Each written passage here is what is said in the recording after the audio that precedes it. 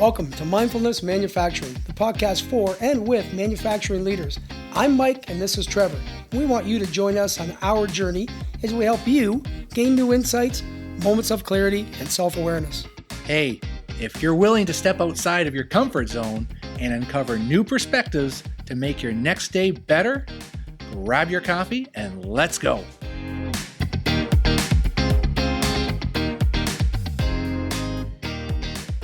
Welcome to another episode of Mindfulness Manufacturing. You have Mike and I today, just the two of us. We're looking forward to getting out on the road soon with some different guests we have lined up. But for today, we've got some good takeaways for you and some topics that we've been talking to some colleagues and some of the listeners about. And you'll hear that from Mike. Hello, everyone. Welcome back. Thanks for listening in and subscribing. We really appreciate it. A couple of things today that we're going to touch base on and have a few conversations around our well-being, your state of well-being, and share some of the things that we like to do that keep us in check in terms of our daily practices. But at the end of it, when you think about yourself, you got to find what fits, what works well. Ours are suggestions. Maybe they work, maybe they don't. Hopefully it prompts some thoughts. You have some fun with it. Give us some of your questions over the reviews, and we'd love to hear from you. Enjoy this one. We're going to have some fun back and forth. Can't wait to get it posted, and we'll hear back from you later on, probably.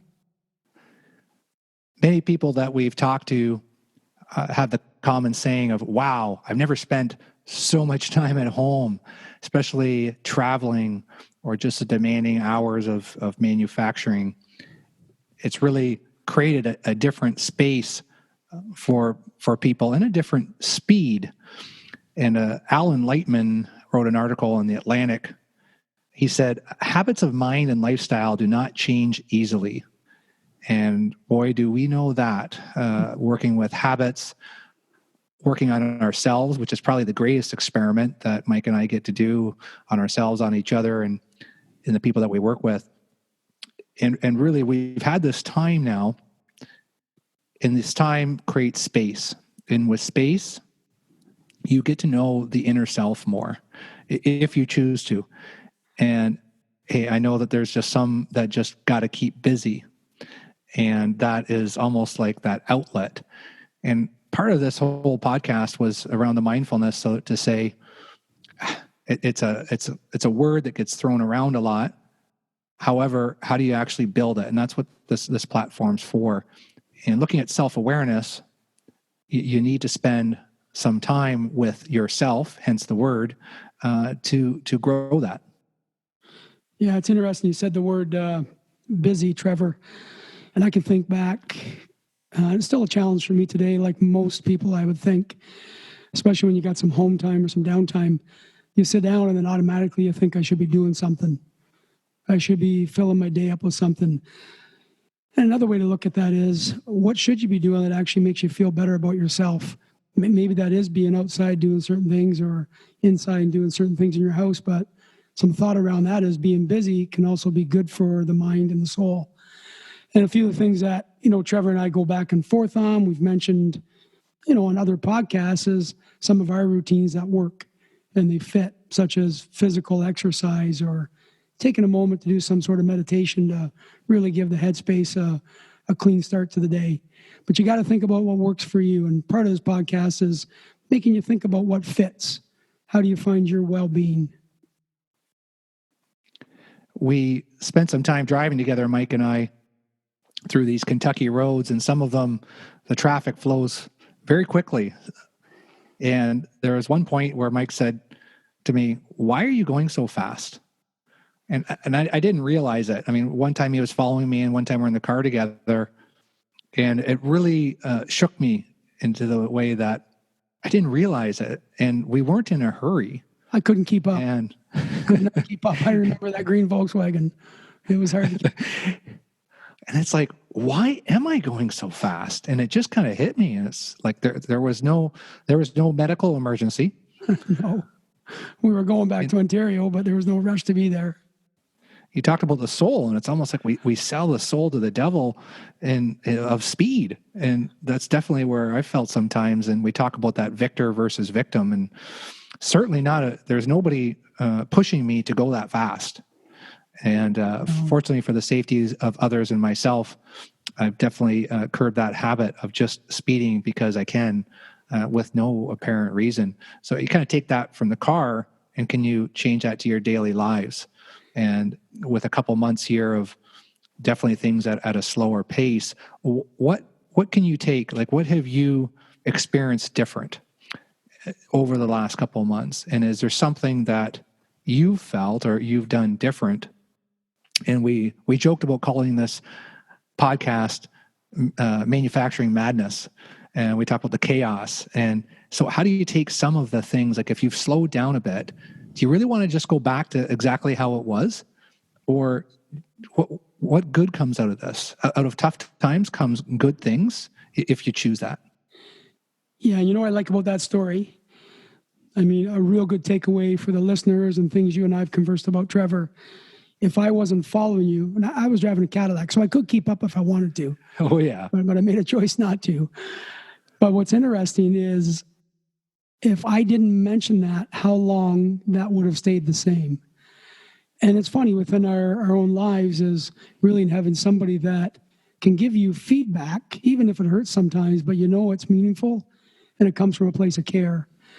And that's important. Even when we talk about what do you do during these times or your well-being, who's around you that can give you some feedback to help you be better every day. I think it's needed because sometimes we don't see things like others would see in ourselves. And I guess that's what we're going to bring this back to is, what do you see in yourself? It's difficult if you're a leader in manufacturing or in any industry. And if you haven't taken time to have a little bit of space and reflect, are you going fast? Have you asked, for feedback from others? Because Mike's right. If he didn't say something, I might still just be doing that and not realizing that.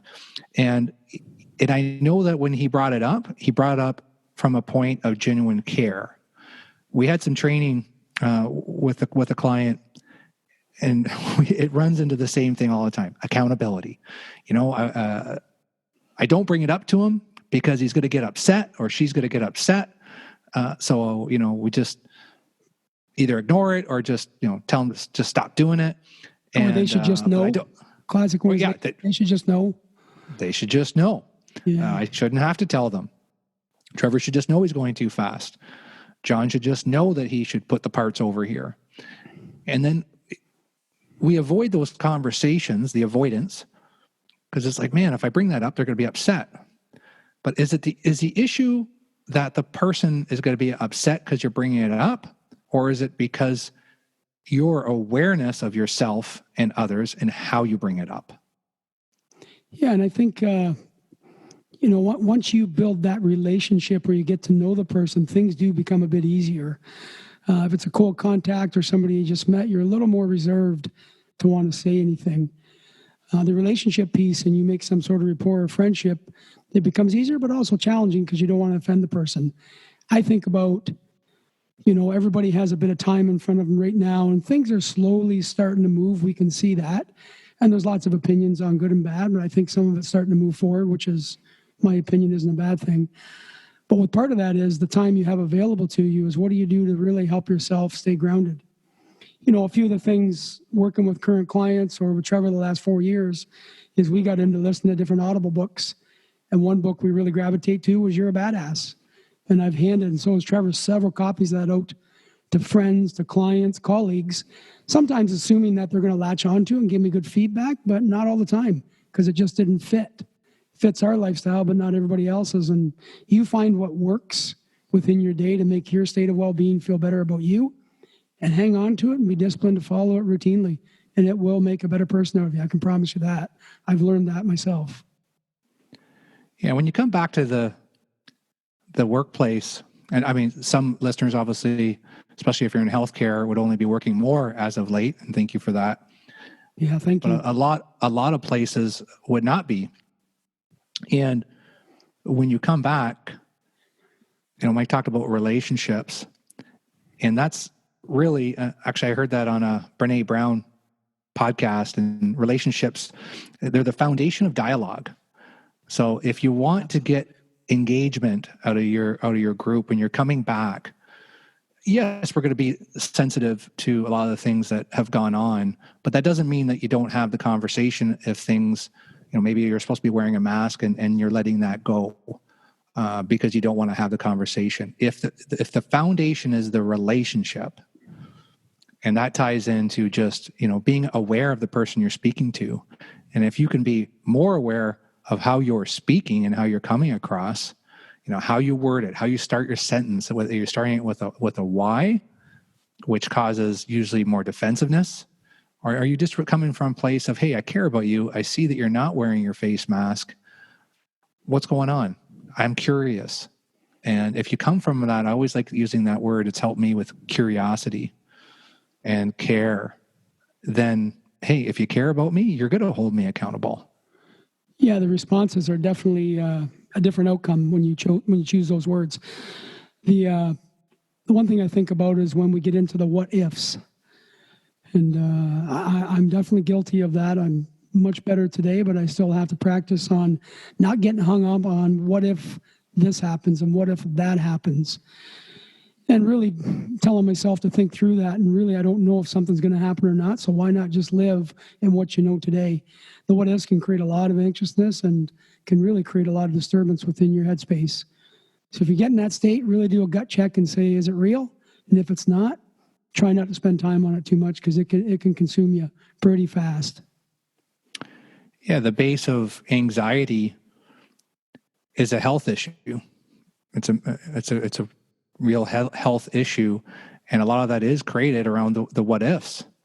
Because Sure. if we end up going down that road, I'm going to get it. I'm not normally a person that gets a lot of anxiety, but I can create it, and I know I feel it sometimes, and then it's just noticing. It's like, oh, I'm starting to feel anxious. Oh, why am I having this conversation right now?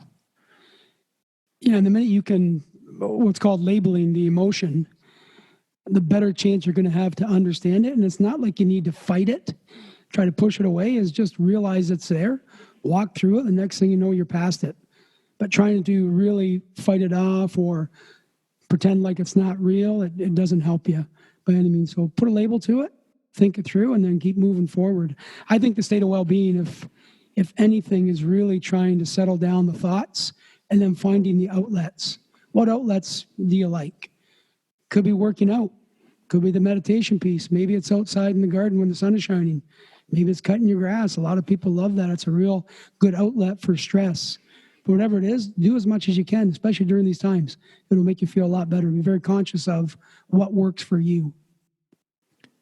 If you look back, even your last 4 weeks or 6 weeks, and you look back at the moments where you were at peace, what were you doing? And I understand that there may have been time where you're able to do that.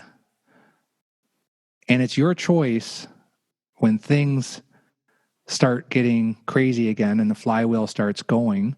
What's something for you, as Mike said, what works for you? Because we can talk here all day about what we do.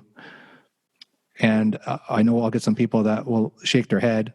And that's okay because I don't know what works for you.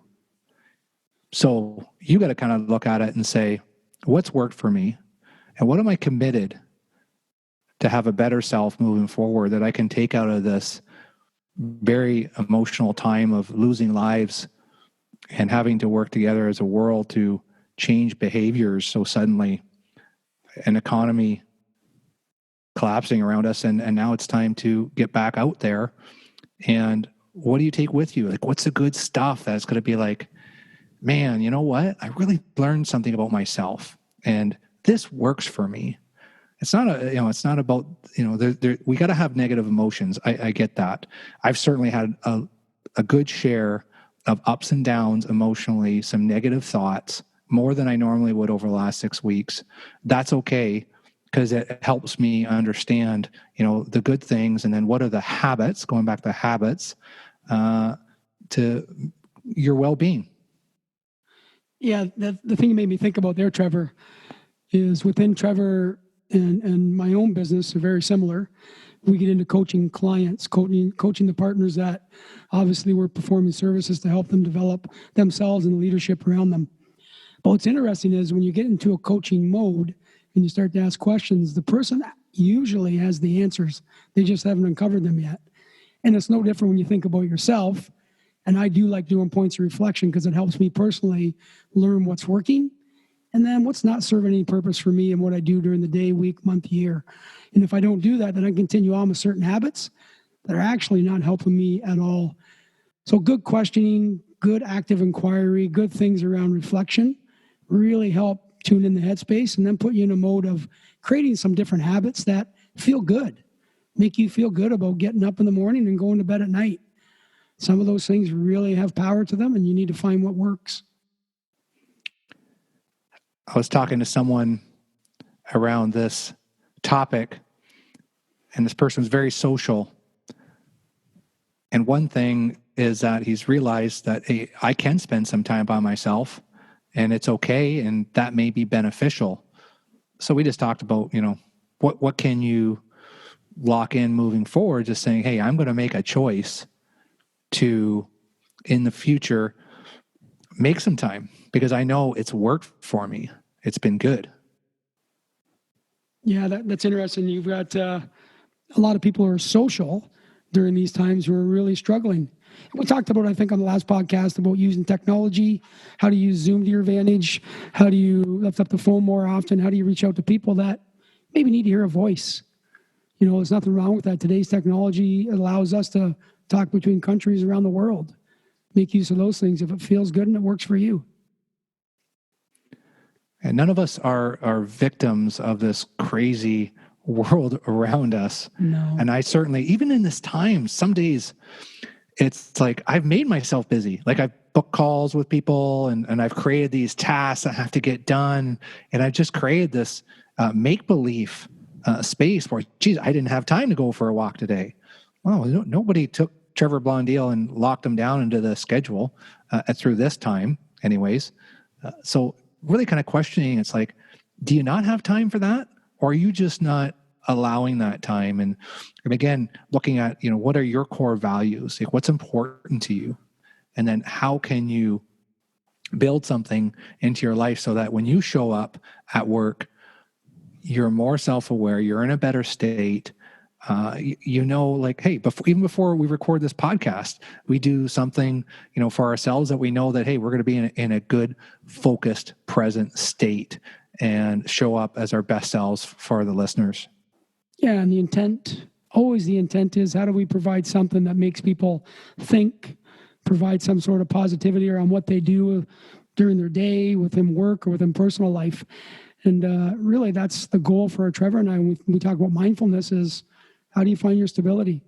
Especially in today's world, like we're going through something that's rare, obviously, but even outside of these times, chaos exists. Sometimes we create it ourselves, most times I would think, but then we have external things that create that also. So how do you work against those things to be better?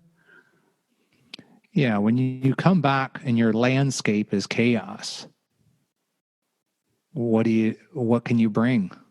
What can you bring on to minimize that chaos? The one thing and if you can't, sorry, go ahead, Trev. And if you can't do that, then what can you do yourself? Again, one person can make a difference, right? We talk about that a lot. And what can you do is just show up and say, hey, you know what? I'm going to hang on to this. I'm not going to just join the rush and start running around like a madman because that's what we can do. I'm going to make a choice to be a little more thoughtful. And, I don't have to run so fast. Like sometimes I look at myself and I'm like, why am I walking so fast? Yeah, exactly. It's one thing I quickly learned as we got into a little bit more downtime and not having the exact same work in front of us during these times was quick to get out of routine and want to stay in bed a little longer. And for me, that doesn't work. And I'm not sure for everybody else, but I found that if I didn't get up on my normal time as I would have before all this, I fell into more of a rut and I didn't feel good about myself. So pushing myself to be the same, whether I'm going in to see clients or not, I had to stay true to it. for my own mental stability and feeling good about what I do. I learned that pretty quick during these times. And if some of those things, when you're sitting at the dentist office and you got to wait 15 minutes, or at the stoplight and it seems like it's 2 minutes before it changes, or the web page to download and you're hitting the button, like, can you just let it happen? Like, does everything have to be now? And if I see something good coming out of this, and perhaps, just with some thinking about what's gone on the last couple of months, getting back into that mode, can you contemplate and maybe be a little bit more deliberate in your living and take something to be more permanent? What's worked for you? So that's really our call, wrapping this podcast up today, is I know there's something great that you've done that you've enjoyed. Don't lose that. It's in you to develop yourself. And when you develop yourself, you can help others. And when we do that, everything gets better. Do you mean, Trevor, if I hit the key, it doesn't speed it up on the computer? Like that's famous for my kids, especially. Just keep punching the keys while it's buffering, and no, it kind of slows it down. I found that out too. Doesn't really work. Just want to say thanks to all the frontline workers. The things you're doing to help get through this is so admirable. We really appreciate that. We love you all, and really like the fact that we can put something out in our podcast, and we hope you enjoy it so much. Thanks so much for listening. We love what we do, and we love the fact that you take the time to listen and give us feedback and grow this. So thanks to everyone, and have a great day. See you later.